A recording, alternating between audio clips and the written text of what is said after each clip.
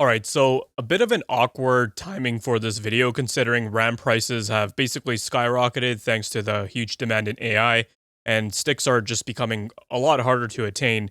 But I've been meaning to test this for a while now, and I was recently prompted on making this video because AMD recently announced the 9850X3D, which is basically a 9800X3D, just overclocked another 400 megahertz with its power and voltage cranked.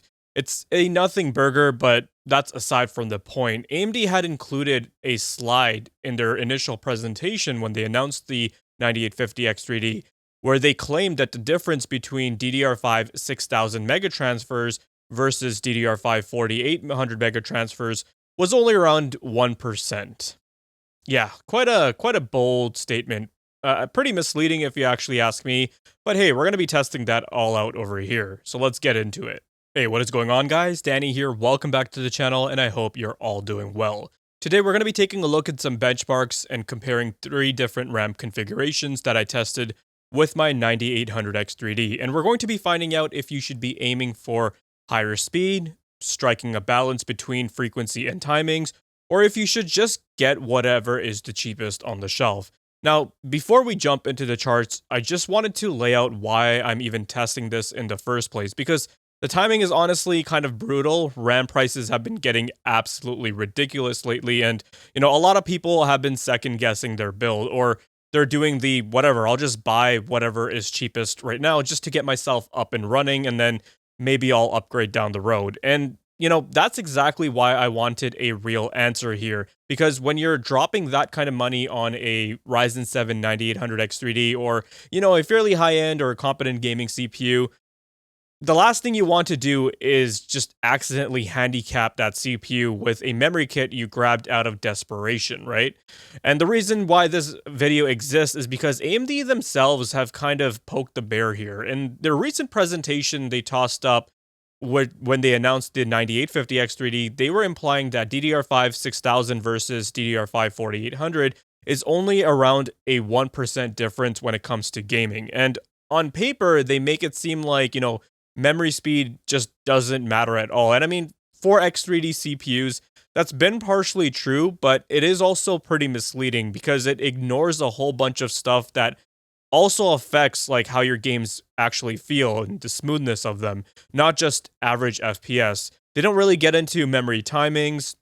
They only test like 4 games that are pretty single player games and, GPU bound games. And they don't show stuff that I think is more relevant to consistency and smoothness, stuff like frame time stability, 1% lows and 0.1% lows. Because you can have 2 configurations that look almost identical in average FPS, right? But one of them could feel noticeably worse because of traversal stutters or hitching or those random dips that ruin the smoothness in your gaming performance. So to actually test this properly, I benchmarked 23 games using 3 different memory configurations. My usual test bench setup that I actually recommend for most Ryzen owners, and a high frequency kit that a lot of people are probably, using for bragging rights, and then the reality check baseline for anyone who's thinking about buying, the cheapest DDR5 they can get their hands on just to survive this current market landscape. So the first configuration is my 6200 CL28 setup with tuned timings, a balance of frequency and, timings and latency. The second is DDR5 8000 CL36, but there is a huge catch here. On Ryzen, once you push the memory speed that high, you're basically forced into a 1 to 2 memory controller mode, which can add latency, and even if that bandwidth goes up significantly, it's not actually, quote unquote faster in the way that a lot of people assume. It's not like it scales like Intel. And then, the third configuration is the true budget baseline, DDR5 4800 CL40, the kind of kit that you would just pick up if you're someone who's, really strapped for cash, or you're like, I'm not going to be paying these exorbitant prices right now. I just want to get myself something that's cheap and whatever, I'll bide my time with this and then upgrade down the road. And, that's the objective of this whole video, not just, what gets the highest average FPS, but what actually makes sense in the real world, especially right now with all things considered. Is, chasing DDR5 8000 actually worth it for gaming on a 9800X3D? Or does it only look good on paper and then synthetic benchmarks? And on the flip side, if you cheap out and you get something, some garbage dog shit DDR5 4800, because like I said, the market's just so cooked, are you leaving just a tiny bit of performance on the table, or are you potentially messing around with drastic, a drastic consistency factor there and really hindering your smoothness and the gameplay that you're going to experience? So we're going to be testing all of this. We'll talk more about the different RAM kits and what you should buy later on. So next, here's an overview of my test system specs. The motherboard is an MSI X870 Tomahawk, and the GPU is an overclocked RTX 4090. And I've tested all of these games on my Windows 11 LTSC Enterprise debloated copy. All games were tested at 1080p with low settings. So starting us off is Battlefield 6, and here we find that the DDR5 6200 CL28 and DDR5 8000 CL36 kit perform essentially the same, with differences small enough that you're not going to be noticing them in real gameplay. The real changes happen when we bring in the DDR5 4800 config, which is clearly behind compared to the 6200 CL28 kit. Average FPS drops by roughly 11%, while 1% lows and 0.1% lows fall by around 18 to 20%, meaning noticeably deeper dips and less consistent smoothness. In Arc Raiders, DDR5 6200 and DDR5 8000 are again extremely close overall, with only minor trade-offs in the lows that don't really change the feel of the gameplay in any consistent way. The interesting part is the budget baseline DDR5 4800, which keeps the average FPS and even the 1% lows fairly close to the other kits, but the 0.1% lows take a much bigger hit, down 12% versus the 6200 kit. That means even if the average FPS looks fine, the 4800 setup is more prone to those deeper dips that show up as hitches in those movements. In Black Ops 6, DDR5 6200 CL28 and DDR5 8000 are effectively identical, with no meaningful difference in how the game feels, and the lows pretty much line up the same. DDR5 4800 is where you start to see a real drop versus the other kits, mainly in consistency. The 1% lows are roughly down by 4%, and the 0.1% lows are down by around 67%, which can translate to, less consistency during those heavier movements. Counter-Strike 2 is an interesting game. As explained previously, I benchmark with an FPS cap since the game's engine hurts the lows once you're skyrocketing and hitting 1000 FPS plus, and at that point, it's all about the lows anyways. But as you guys can see, it's pretty much the cache doing all the heavy lifting here, but the lower latency RAM does also provide some benefits. In Marvel Rivals, DDR5 6200 and DDR5 8000 are still basically a draw overall, with 8000 trading a tiny bit of consistency in the one low metric for a tiny gain in another. Nothing meaningfully changes how the game feels. The real separation shows up with the DDR5 4800 CL40 config, which is clearly behind compared to the DDR5 6200 configuration. Average FPS drops by about 5%, 1% lows by roughly 6%, and the 0.1% lows get hit really hard at 26%. In Monster Hunter Wilds, DDR5 6200 and DDR5 8000 are basically the same overall, with only a small edge for the 8000 setup in the very deepest frame time dips, roughly 4% better in the 0.1% lows, which is still pretty subtle in practice. The bigger story is the DDR5 4800 CL40 versus the 6200 CL28 configuration, where average FPS, it does stay close, but consistency takes a hit. 1% lows drop by about 3 to 4%, and the 0.1% lows fall pretty hard by 25%, meaning noticeably deeper dips when things get heavier. In Final Fantasy XIV, Dawntrail, DDR5 6200 and DDR5 8000 are essentially identical, so there's really no faster RAM win here between those two. DDR5 4800 is the one that clearly falls behind both, with a 6% drop in average FPS and roughly a 13 to 14% hit to the 1% lows, and the 0.1% lows to either the 6200 or 8000. In other words, the cheap kit doesn't just trim the top end, it mainly hurts consistency. The Outer Worlds 2, DDR5 6200 and DDR5 8000 are pretty close overall. 8000 holds a small edge in smoothness, but it's nothing dramatic. DDR5 4800 is clearly behind both configurations, dropping about 9% versus the 6200 kit and 11% versus 8000. The bigger hit is obviously the consistency. 1% lows fall by roughly 17% and 23% when you compare it to the other kits. And then 0.1% lows drop by about 15% and 21% versus the 8000. So the cheap kit is the one that brings the inconsistencies and that rougher feel. The next game we have is Dying Like the Beast, and this is a pretty good example of a title where all three memory configurations land basically on top of each other, which is exactly what you'd expect from a more GPU-bound scenario at these settings.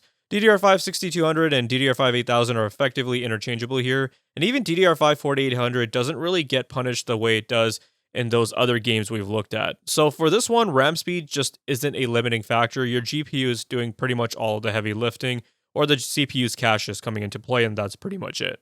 And where wins meet, DDR5 6200 CL28 and DDR5 8000 are basically the same in average FPS and 1% lows, but 8000 takes a noticeable hit to consistency. Its 0.1% lows are about 15% worse when we're comparing it to the 6200 kit, which suggests more pronounced deep dips despite the similar average FPS performance.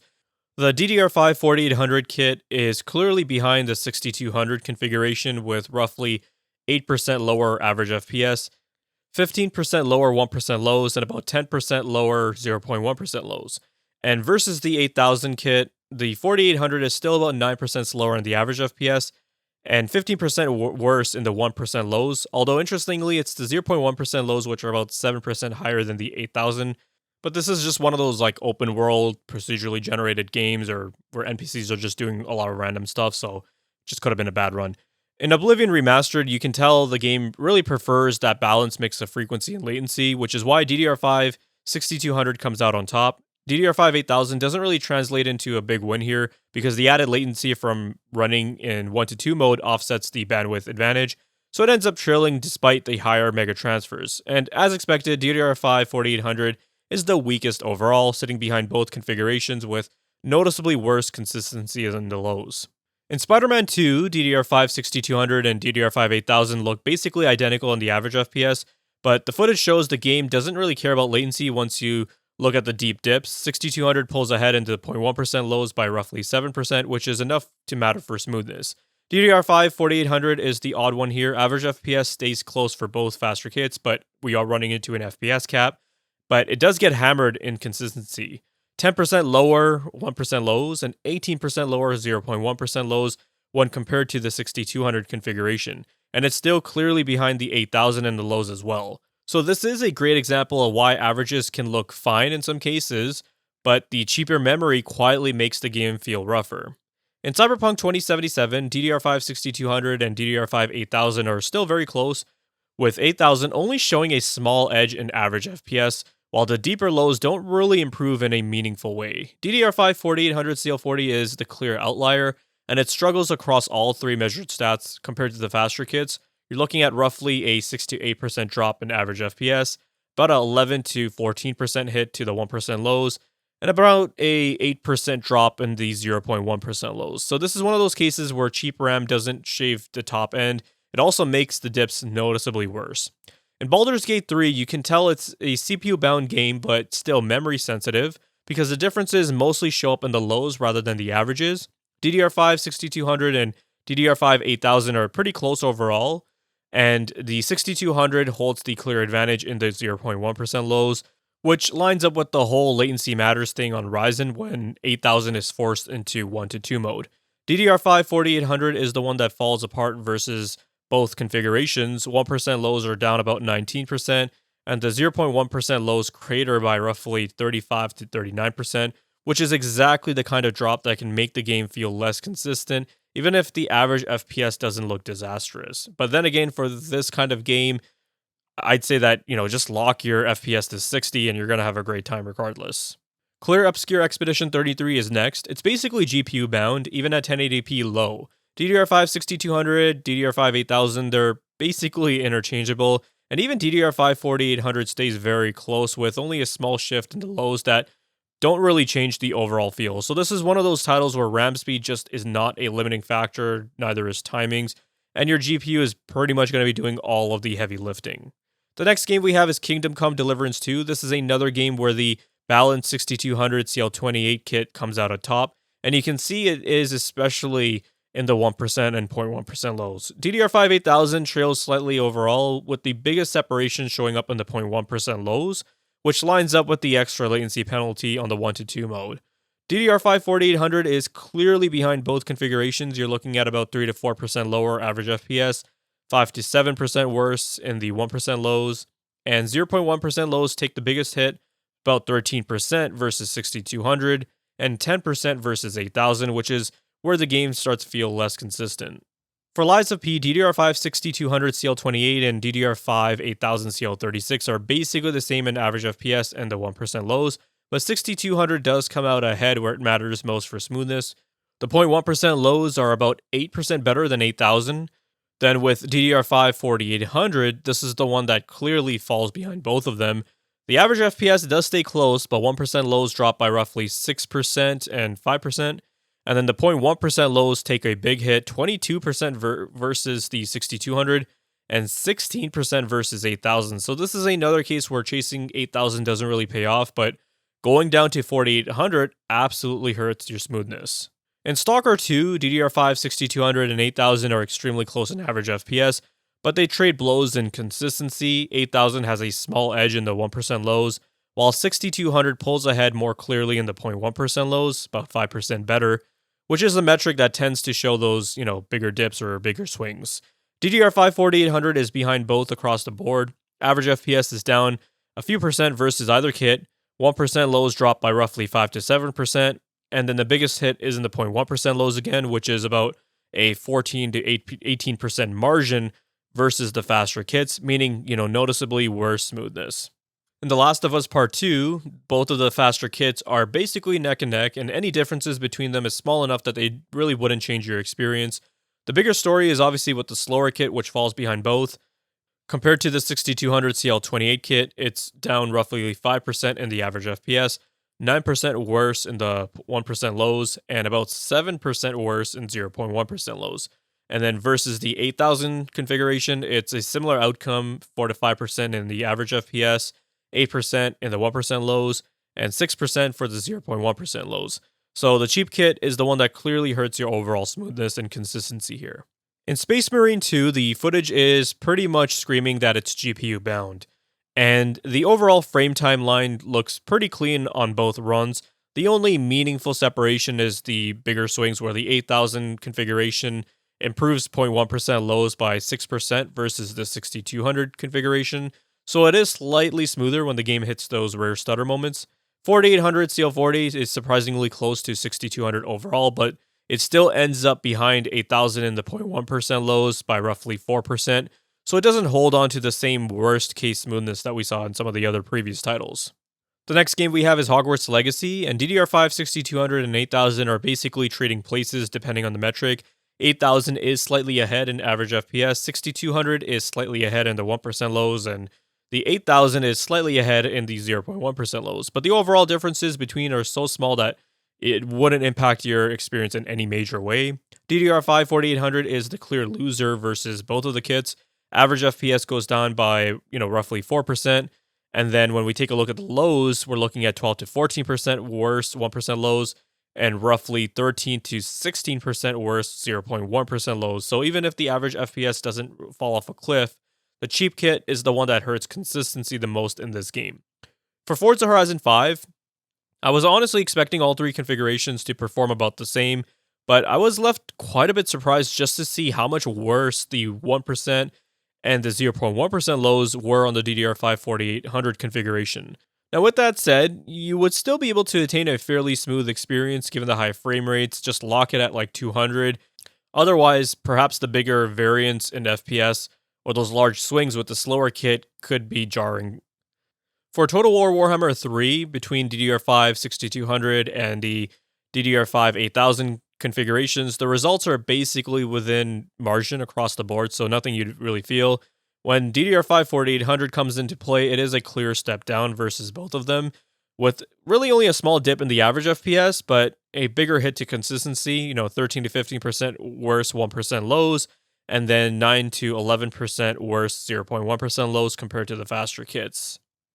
And there you guys have it. After going through all these results, it becomes pretty obvious that chasing after DDR5 8000 or above on the current Zen 5 architecture is an absolute waste of time, especially for these X3D chips when it comes to gaming. Not sure about non-3D chips, I haven't tested them, But unless you're a content creator and your specific application scales well off of memory frequency, then I really don't see any reason why you should be running 8,000 or above.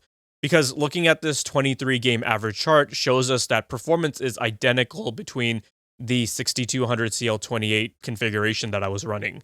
The controller just doesn't scale like Intel does because you're running the 9800X3D's memory controller in a 1-to-2 mode, and it's incurring too large of a penalty there. So unless you have like a Godbin IMC and you can run your 9800X3D at like 8600 mega transfers with like super tight timings, then just stick with 6000 to 6400 range, which is a lot more easier to attain. You can just run it in 1-to-1 mode, and then, just tighten your timings as much as possible to compensate.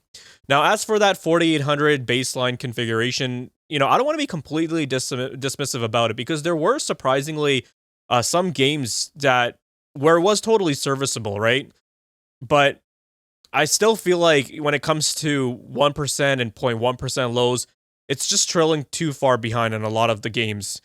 I'd still try to aim for that 6000 kit even with tighter timings, because even though the overall average FPS isn't that big of a difference between all three of these configurations, you see that the 1% lows for the 4800 kit, it's like a 10% difference, and then the 0.1% lows see a margin of 15%. So, games like Battlefield 6 and Baldurs Gate 3, they exhibited those large differences. And there were also a number of games where we saw just the average FPS itself go down by a pretty large margin.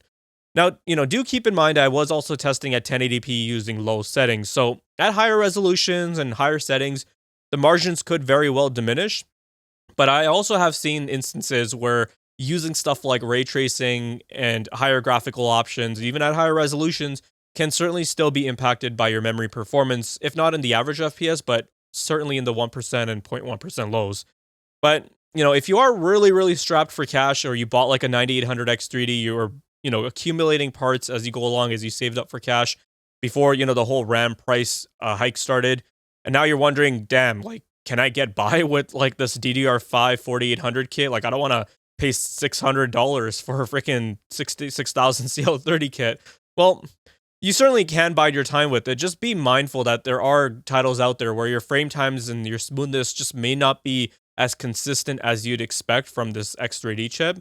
So, I would recommend, if you do go the cheaper route, at least to compensate, delve into some memory tuning, tighten up those timings, see how far you can maybe push those sticks when it comes to frequency. Maybe you might get lucky, but it's better than nothing, I suppose, right? But that's going to be wrapping it up for this one. Hopefully this helps you guys out in this current messed up RAM market. But we'll touch base in the next video. Take care. If you guys found this video to be informative and entertaining, then leave a like. Let me know your thoughts and comments down below. Be sure to check out the video description for cool links and ways to support the channel, such as using my Amazon affiliate link.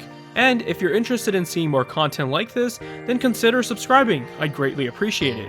Thank you guys so much for watching, take care, and I'll see you in the next one.